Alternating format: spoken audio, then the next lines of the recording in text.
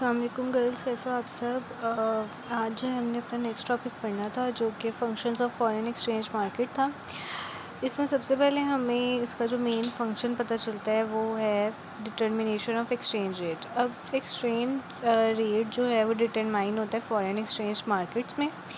अब यहाँ पे ना इन्होंने एक एग्जांपल देकर समझाया हुआ है, जैसे कि हम क्या करेंगे, like other markets we can apply one demand supply technique to understand functioning of this market. इसमें भी हम डिमांड एंड सप्लाई की जो टेक्निक होती है उससे समझेंगे कि किस तरह से फंक्शनिंग होती है इस मार्केट की। ठीक है, अब फर्स्ट वन है दो करेंसीज़ हैं, एक है पाक रुपीज़, एक है यूके पाउंड।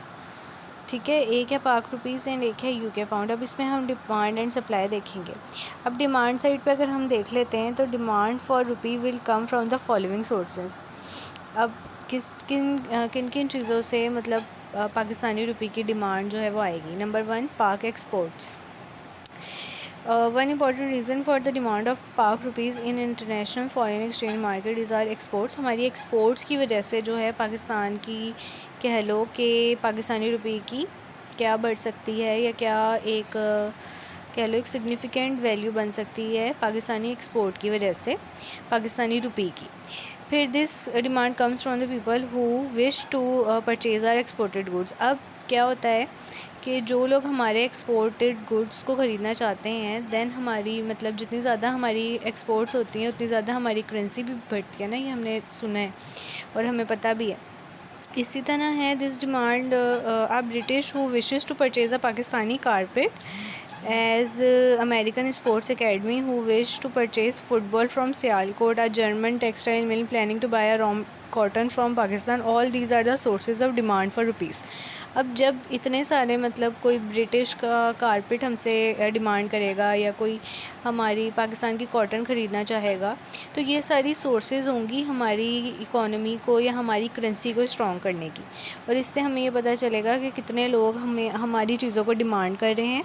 आप लोगों को ये कॉन्सेप्ट तो पता होगा कि किसी भी कंट्री की एक्सपोर्ट्स जितनी ज़्यादा हों वो कंट्री उतनी ज़्यादा कह लो एक स्टेबल और एक अच्छी कंट्री या एक प्रॉफिटेबल कंट्री होती है, और जिसकी इम्पोर्ट्स जितनी ज़्यादा होगी वो कंट्री उतनी ज़्यादा डेफिसिट में जाती है।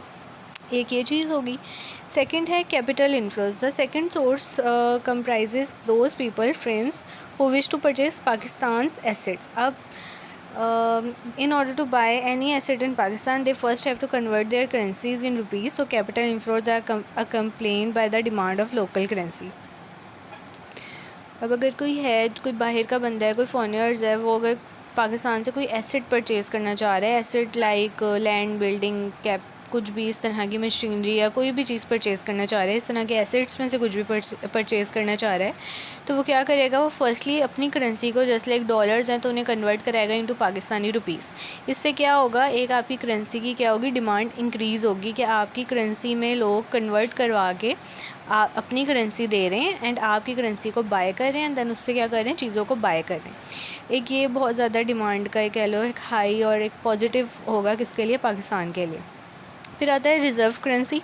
Government offers hold and accumulate foreign exchange reserve just as we people hold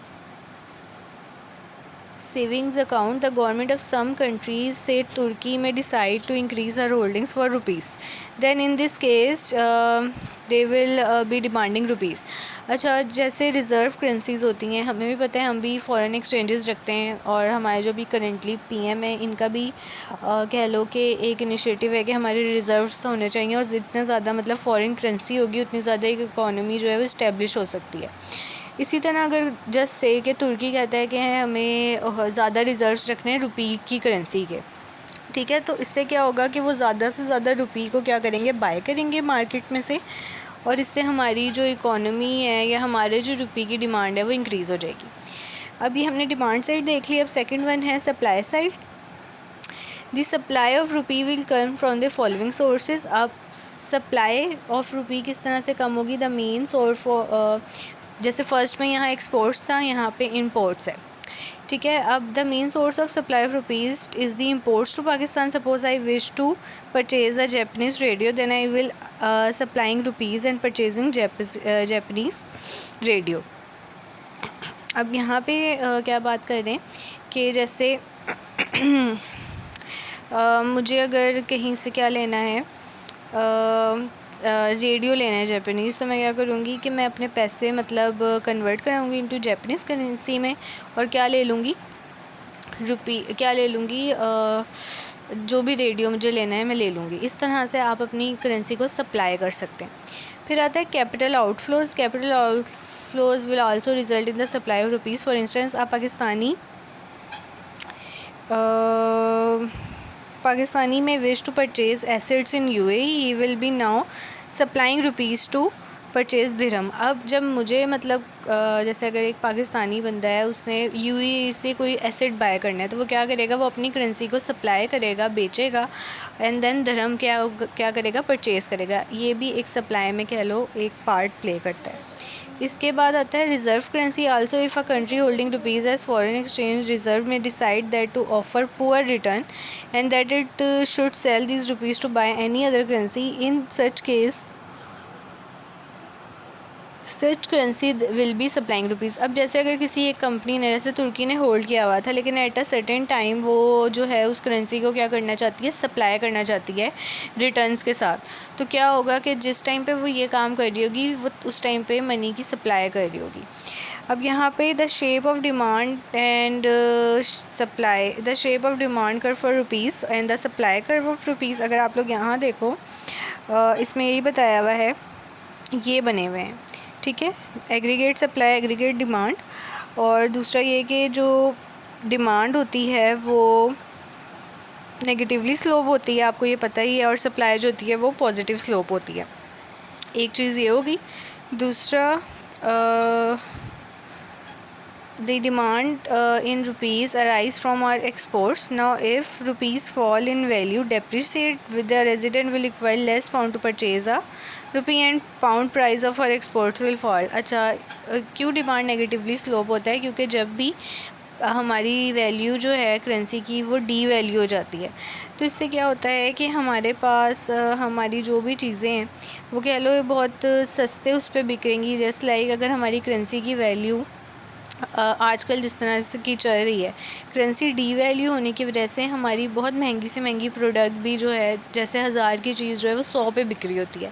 तो इस तरह से डिमांड जो है एक नेगेटिवली स्लोप होती है। प्लस जब भी प्राइजेस मतलब या जो वैल्यू ऑफ मनी है वो बहुत ज़्यादा हमारी कम हो जाती है, तो इसका नेगेटिव इम्पैक्ट पड़ता है हमारी डिमांड साइड पे, हमारी एक्सपोर्ट्स पे। अच्छा, when the rupee rises in value, more pounds will now buy required to purchase a single rupee. अच्छा, जब भी हमारी वैल्यू अप्रिशिएट हो जाएगी, हमारी करेंसी की वैल्यू अप्रिशिएट हो जाएगी, तो इससे क्या होगा कि हमें बहुत ज़्यादा मतलब पाउंड दे के 1 रुपी मिलेगा। लेकिन इसी के ऑपोजिट हो जाएगा कि अगर हमारी डेप्रिशिएट हो जाएगी तो उसका ये इफ़ेक्ट होगा कि सिर्फ 1 पाउंड के इवज़ हम काफ़ी कह लो रुपीज़ को बाय कर सकते हैं। ये कॉन्सेप्ट है। अच्छा, इसके बाद सप्लाई वाला फैक्टर है। सप्लाई जो है पॉजिटिवली स्लोप होता है। द रीज़न जो है इसका ये होता है कि when the rupee falls in value, rupee price of all the important goods rises, it takes more rupees to purchase a single dollar, so Pakistani citizen will buy less fewer important goods and will supply less rupees। अब ये positively sloped है, यानी कि इसमें ये होता है कि जब भी रुपी की वैल्यू कम होगी, प्राइजेज़ जो हैं वो सारी क्या हो जाएंगी, हाई हो जाएगी, जो भी इंपोर्टेड गुड्स हैं उसकी। तो इससे क्या इम्पैक्ट होगा कि जब भी प्राइजेज़ हाई होती हैं उसमें अल्टीमेटली जो भी लोग हैं वो कभी भी बाहर से क्या करेंगे, इंपोर्ट नहीं करेंगे, क्योंकि ऑलरेडी प्राइजेज़ हाई हैं, हमारी वैल्यू जो है वो वैल्यू ऑफ मनी कम है।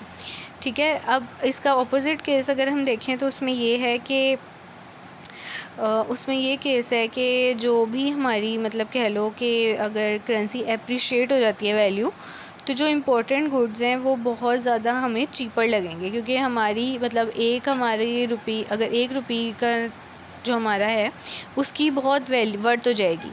ठीक है। तो उससे हम बहुत ज़्यादा चीज़ों को क्या कर सकेंगे, बाय कर सकेंगे, या फिर हम बहुत ज़्यादा करेंसीज़ को बाय कर सकेंगे। तो ये एक है। बाकी आप लोग इसको देखें, बाकी हम एग्रीगेट डिमांड एंड सप्लाई इसको हम इंशाल्लाह जो है वो कल पढ़ लेंगे। ठीक है।